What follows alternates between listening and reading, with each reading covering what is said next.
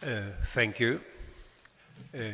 I'm Kalsos. I will present the paper, and one of the co-authors, John Scarr, is sitting there.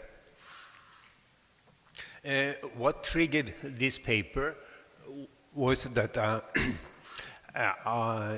government agency, a new government agency, they changed the contract strategy from design bid build to design build in an already finished designed project.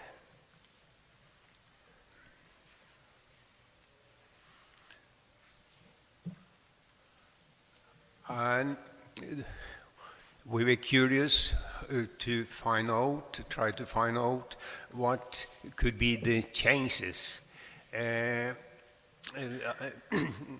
from that transition. And the unit of analysis is this very change. When it comes to methodology, we lean to the critical realism and case study approach.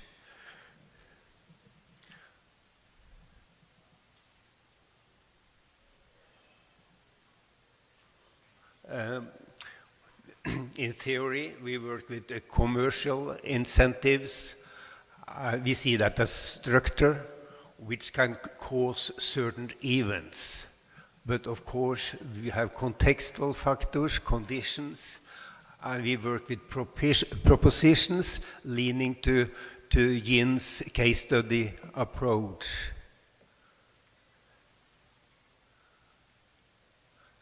The data we work with is collected from structured interviews from different actors in the value chain. And there's been done observations as well. Okay, then it goes to theory, and I already mentioned commercial incentives, and we work also with the principal agent theory and the transaction cost analysis theory. And the lean construction triangle is already being shown here, and we also have that into our concept. And the main idea is to have this fine-tuning or balance between commercial aspects, organizational aspect, and the production system. And this is often related to the IPD concept. Our case is an ongoing case, is about half finished. It's going to be built 23 kilometers new motorways, 4-line motorway. It's made up of 27 bridges and a number of wildlife crossings. And the budget is about $500,000 US.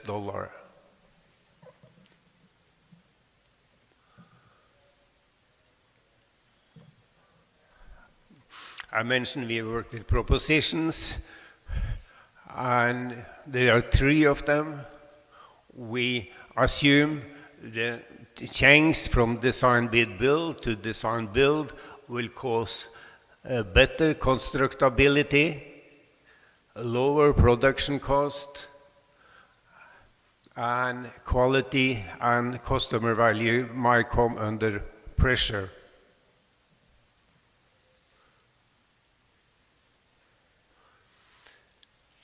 When it comes to constructability, the incentives is certainly quite well known.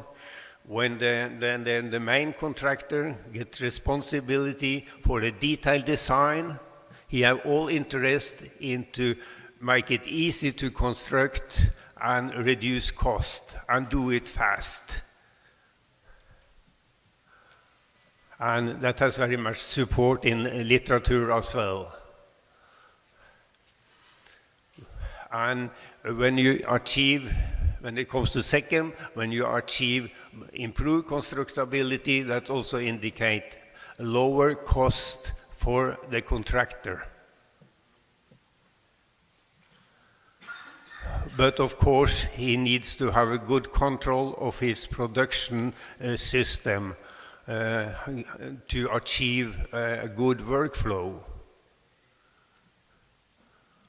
And when it comes to the quality and customer value proposition, the incentives for the contractor is, of course, to build cheap, to have largest profit, maybe to deliver little less than required. And the client or the owner has the interest of getting maybe a little more than he pay for. A little conflicting interests here. When it comes to the findings, proposition 1, constructability. One example is of a level crossing.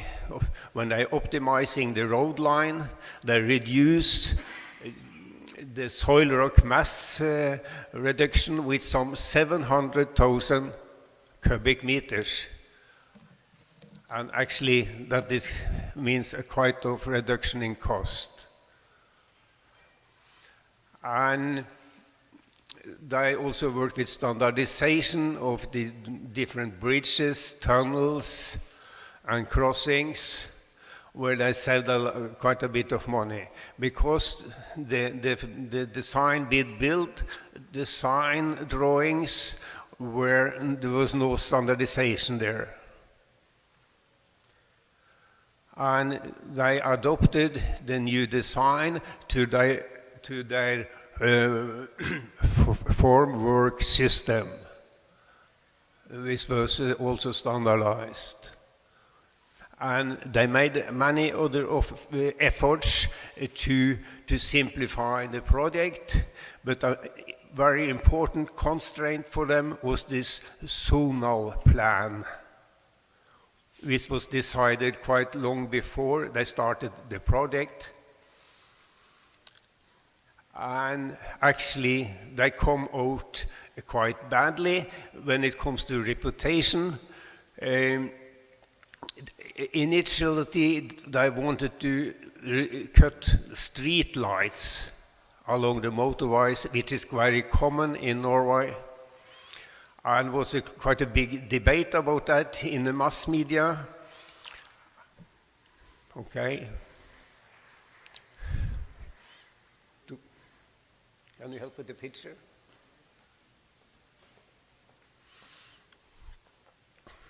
That was probably something with street lights to do. No, we should turn on the street lights.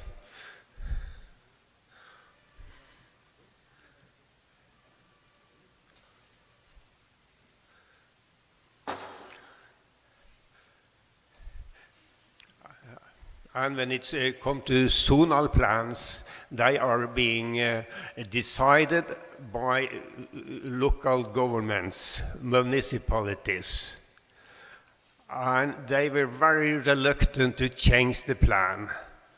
And to change a plan, zonal plan, it takes a long time. So the project could only take a few fights to change the plan.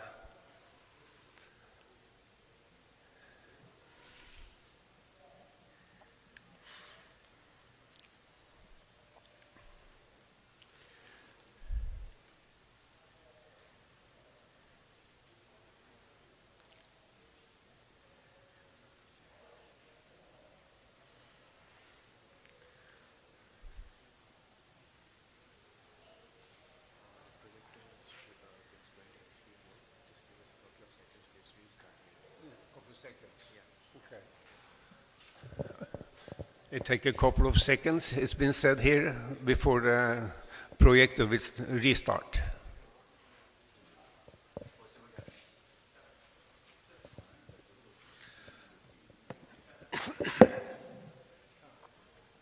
Oh, here we go. as already mentioned, improved constructability indicate less cost. The main contractor achieve cheaper solutions, shorter bridges, and standardizations, as mentioned, and also economy of scale. And they are also very tough when it comes to purchasing and outsourcing. It's a survival tactics, they argue.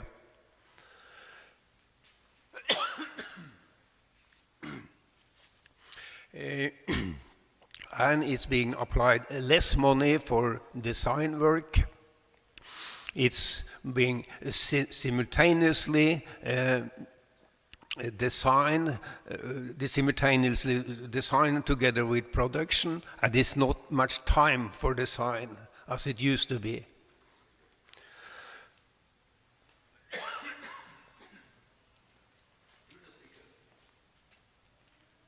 Okay.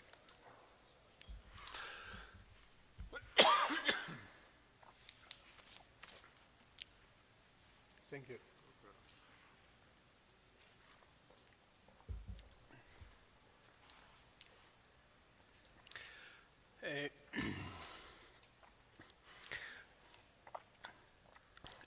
Tactical pricing do occur. For instance, when it comes to those street lights, the owner had to pay much more for street lights as they came into the project later. But this together indicate lower costs.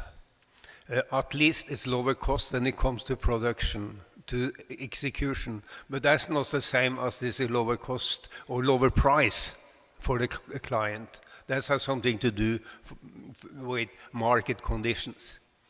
And of course, this study also calls for a quantitative study when it comes to cost.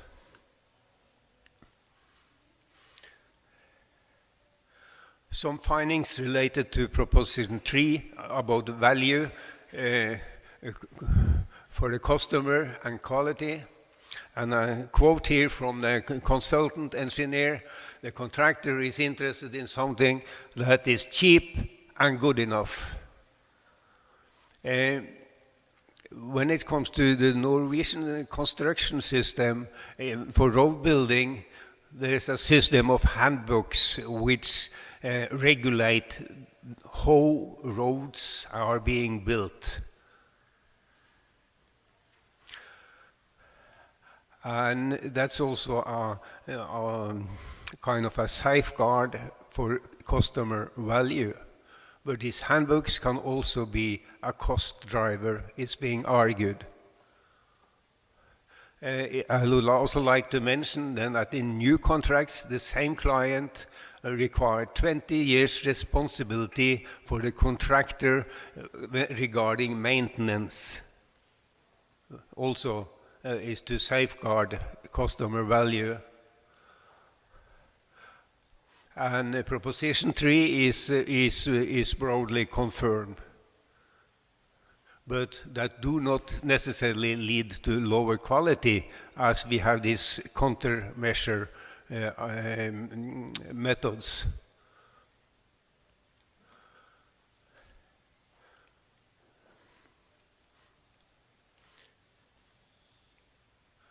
When it comes to some other findings,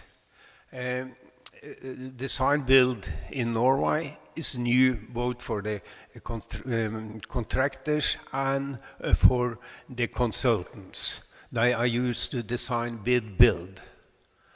And a quote from the contractor here: design bid build was easier to work with because then the design work is finished and we can go direct to the client to find solutions to any problem that arise. But especially for the consultants, the work conditions are dramatically changed. Earlier, they could maybe make a major delivery every 6 months. They make the detailed design engineering work. Now they must deliver many times per day in the most hectic periods. And the consultants, the engineers, maybe have been working on a bridge for a long time, but suddenly they get a message: you need to do another priority. You need, because we have faced some problems. So he needs to switch her on, or her need to switch her on. And the consultants need to deliver incomplete design work documentation, which they are not used to. And it changed from bottom-up to top-down engineering. The first I did not decide is the blasting profile. They used to build the roads from bottom and up in different layers. And sometimes it's even excavated before the designers can deliver the work documentation.